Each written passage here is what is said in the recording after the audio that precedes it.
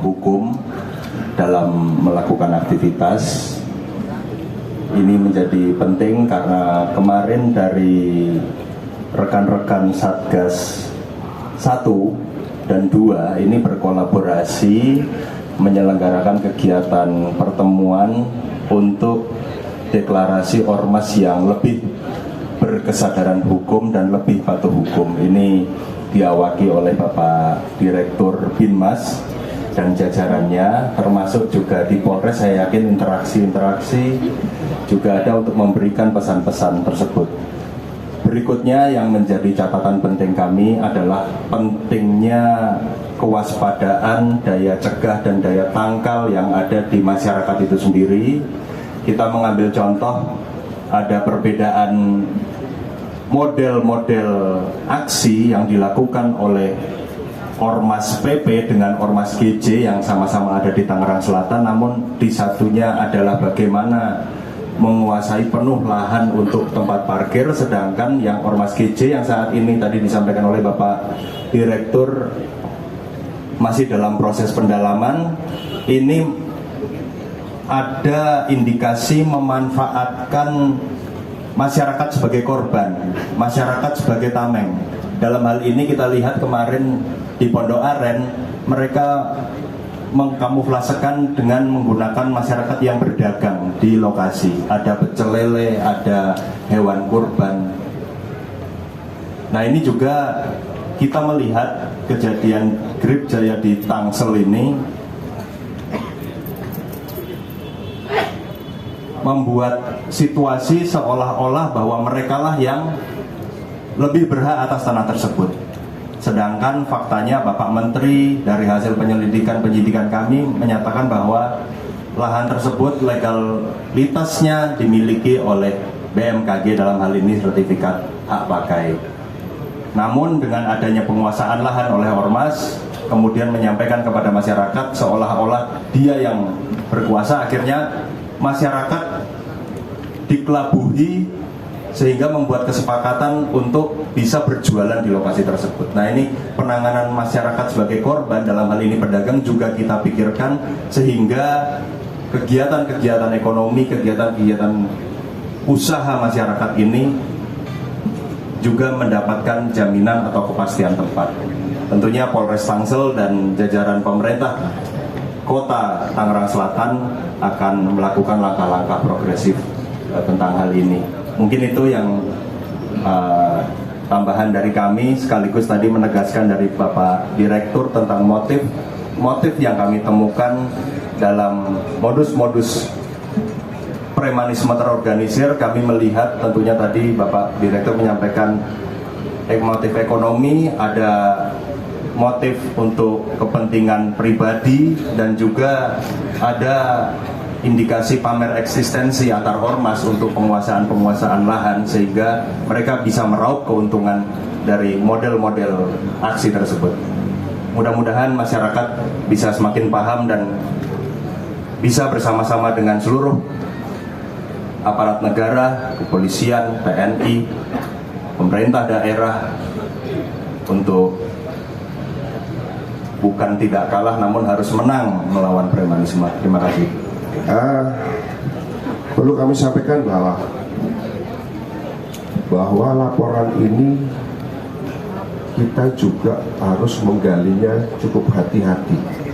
Keberanian masyarakat untuk melapor ini, apalagi yang di Bekasi ini, kemarin kita galinya cukup susah payah. Bahkan kita mencoba untuk melakukan untuk penyamaran juga kemarin agak susah. Kemudian yang di Tangsel pun demikian. Oleh karena itu, pada kesempatan yang baik ini, mulai momen yang bagus ini, kami menghimbau kepada masyarakat, mari berani untuk memberikan informasi kepada kami. Informasi sekecil apapun yang diberikan kepada kami, insya Allah Polda Metro Jaya dan jajarannya akan menindaklanjuti. Informasi yang diberikan dari masyarakat ini sangat berharga bagi kami. Informasi dari masyarakat kunci keberhasilan daripada kami. Ini yang kami harapkan. Prinsipnya bahwa kami sangat menghargai informasi yang diberikan oleh masyarakat dan kami akan merahasiakan identitas yang memberikan informasi. Kami garis bawahi bahwa kami akan memberikan atau kami akan merahasiakan identitas masyarakat yang memberikan informasi. Mungkin demikian. Oke, silakan. Ada lagi? Terkait dengan masalah pembinaan terhadap para preman yang pernah diamankan dan dilakukan pembinaan, apakah ada sinergi dengan Pemda? Tentunya kemarin kita sudah, ketika operasi ini digelar, kita bersinergi dengan Pemda. Kita bersinergi dengan Pemda, kita libatkan juga dengan Satpol PP. Kami sebetulnya sangat berharap nih, dari Pemda juga gayung bersambut. Mungkin nanti untuk masalah berikutnya, apakah nanti Pemda ini karena nanti hadir di sini perwakilan dari Pemda, mungkin nanti bisa langsung menjawab nanti ya. Kemudian terkait dengan bagaimana terhadap ormas yang melakukan tindakan-tindakan yang sudah berulang-ulang. Apakah ini ada tindakan atau treatment khusus terhadap ormas tersebut? Rekan-rekan sekalian, bahwa yang menaungi masalah ormas ini adalah Kementerian Dalam Negeri. Tentunya ini nanti akan dievaluasi tersendiri oleh Kementerian Dalam Negeri. Kami nanti akan menyuplai data bentuk pelanggaran apa saja yang sudah dilakukan, dan yang akan melakukan evaluasi terhadap ormas dan mungkin bahkan bisa memberikan sanksi nanti adalah dari Kementerian Dalam Negeri, karena ormas itu adalah badan hukum. Jadi kami tidak bisa berbuat, kami hanya bisa melakukan penindakan terhadap proses hukum apabila melakukan pelanggaran. Dan kita melakukan suplai data saja. Mungkin kita bisa mengajukan, ini loh datanya, ini sarannya seperti ini bagusnya. Paling mengajukan sekedar saran saja. Tapi untuk prosesnya semua berada di Kementerian Dalam Negeri.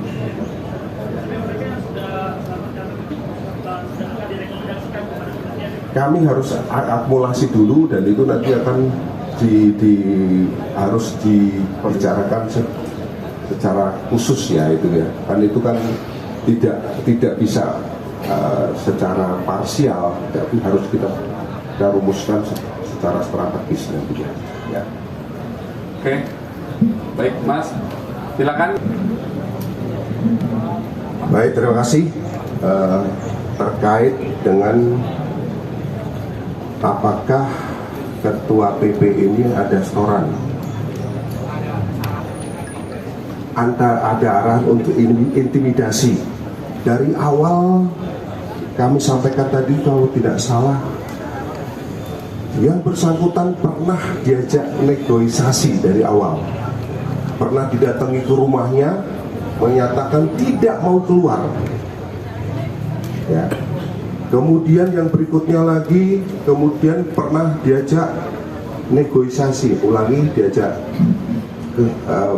berembuk bersama di kantor Satpol PP dan menyatakan tidak mau keluar.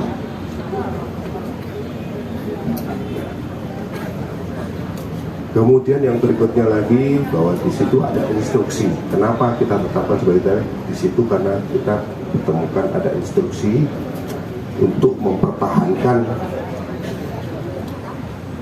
agar tidak keluar dari rumah sakit RSUD Tangsel. gitu ya. Itu ada mic-nya Mas. Izin pertanyaan yang kedua Pak. Untuk tersangka lain sementara nanti akan kami kembangkan lebih lanjut. Jadi tidak menutup kemungkinan dari hasil pengembangan apabila kita temukan potensi tersangka lain pasti akan kita tetapkan tersangka berikutnya. Bila ada kita temukan peran daripada tersangka yang lain. Baik. Jadi Mbak, oke. Saat ini dari pemenang tender sudah diberikan kesempatan untuk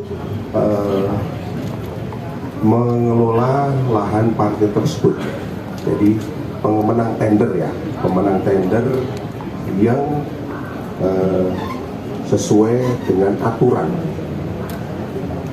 ya, pemenang tendernya PT BSI kalau tidak salah, BCI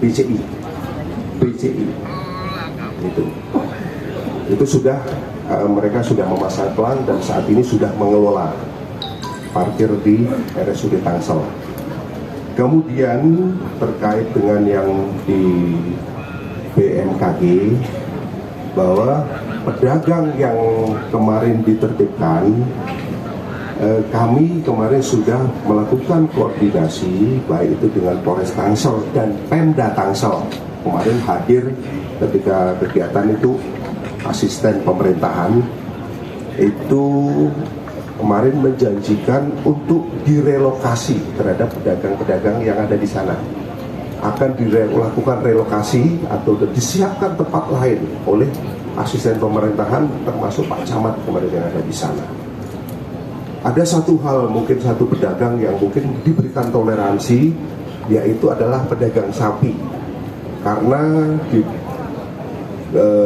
kemarin dengan alasan bahwa untuk memindahkan sapi yang jumlahnya kemarin hampir 200 ekor ini tidak bisa memakan waktu yang singkat. Kemudian mereka juga hanya batas sampai dengan hari raya Idul Adha nantinya. Jadi setelah itu nanti akan dikosongkan sendiri oleh pedagang sapi tersebut. Masih ada lagi kah selain 30 orang yang sudah diamankan sama 17? Kalau yang 30 orang yang di RSUD tidak menutup kemungkinan tadi sudah ditanyakan oleh mungkin akan kami kembangkan apabila nanti dari hasil penyidikan kita temukan bukti peran daripada tersangka yang lain, tidak menutup kemungkinan akan kami kembangkan termasuk yang di BMKG. Oke, baik Mbak. Masih ada? Saya coba menjawab yang pertama terkait masalah intimidasi. Saya juga sudah memerintahkan baik Polsek maupun Polres. Pasca kita melakukan penindakan, artinya penertiban daripada penguasaan lahan yang menjadi hak milik BMKG, untuk kita perintahkan untuk melaksanakan kegiatan patroli yang tentunya secara berkesinambungan, dan harapannya juga kita juga mengingatkan pada baik itu warga setempat untuk bisa bekerja sama dengan kita untuk bisa membuat laporan ataupun memberikan informasi apabila mungkin adanya upaya-upaya mungkin apakah ancaman ataupun tindakan-tindakan yang serupa yang meresahkan kepada masyarakat. Yang jelas kita terus aktif, baik itu kegiatan patroli yang bersifat dialogis maupun kegiatan-kegiatan patroli yang tentunya membuat rasa aman di tengah-tengah masyarakat. Di samping itu tadi sudah saya sampaikan, apabila masyarakat merasa terganggu, silakan melakukan mengadukan melalui di online 110. Nah, sehingga kita bisa segera tidak lanjuti laporan tersebut. Mungkin itu dari saya. Ini dari Pemda yang kedua. Ya. Silakan Pak.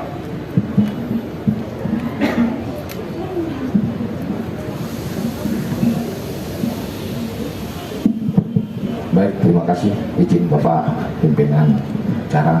Baik, untuk memastikan posko-posko ormas tersebut tidak berdiri kembali, pertama bahwa beberapa waktu yang lalu posko ormas yang ada tersebut, beberapa posko sudah dialihfungsikan menjadi, ada yang jadi pos RW, kemudian ada yang pos terpadu masyarakat, dan tentu untuk pengawasannya dengan melibatkan jajaran pemerintah kelurahan.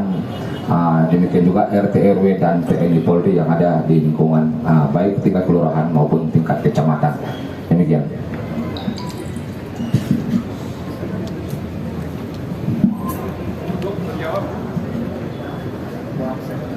Baik, terima kasih.